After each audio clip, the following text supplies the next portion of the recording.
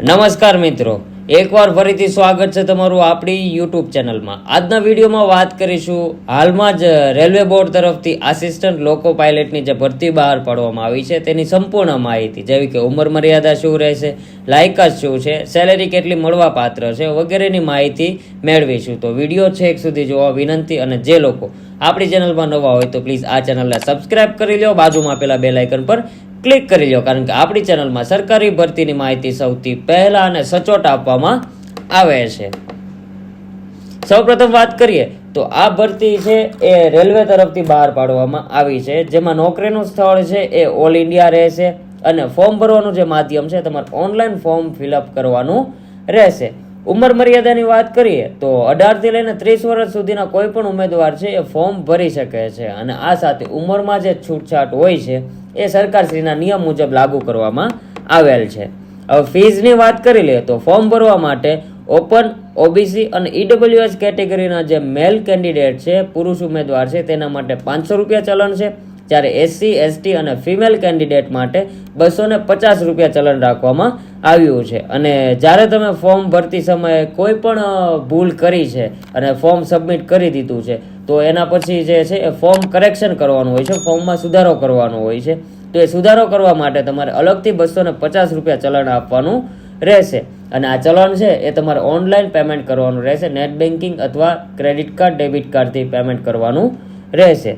હવે આમાં આ ભરતીમાં પગારની વાત કરીએ તો પગાર ધોરણ છે એ લેવલ 2 પ્રમાણે 19,900 થી પગાર છે એ તમને મળવા પાત્ર રહેશે. હવે આપણે જગ્યાની વાત કરીએ તો આ ભરતીમાં કુલ 9,970 જગ્યા પર ભરતી બહાર પાડવામાં આવેલી છે.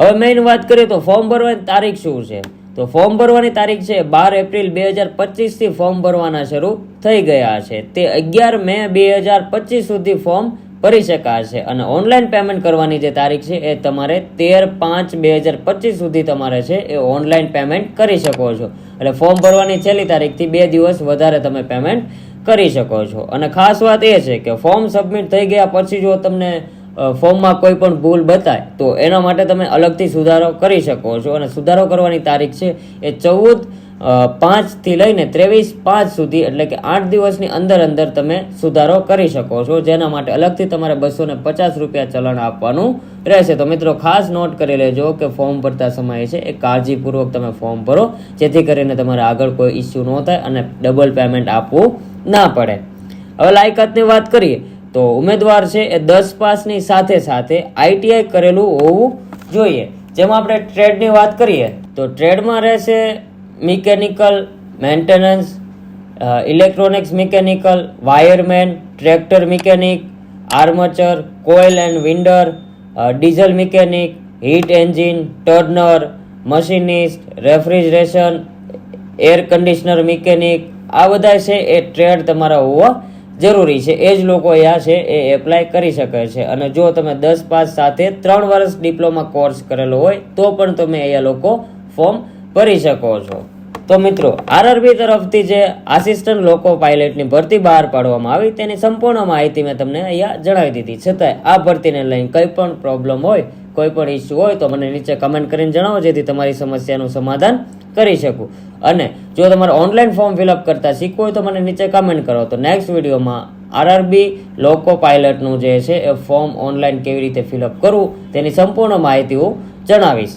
આઈ હોપ કે આ વિડીયો તમને સારો લાગ્યો હોય છે તો તમારા મિત્રો સુધી શેર કરો, જેથી એ લોકો છે એ આ ભરતીમાં એપ્લાય કરી શકે.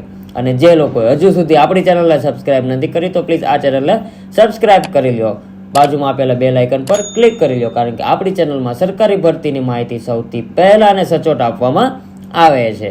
એ સાથે મળીએ નેક્સ્ટ વિડીયોમાં. જય હિન્દ, જય ભારત.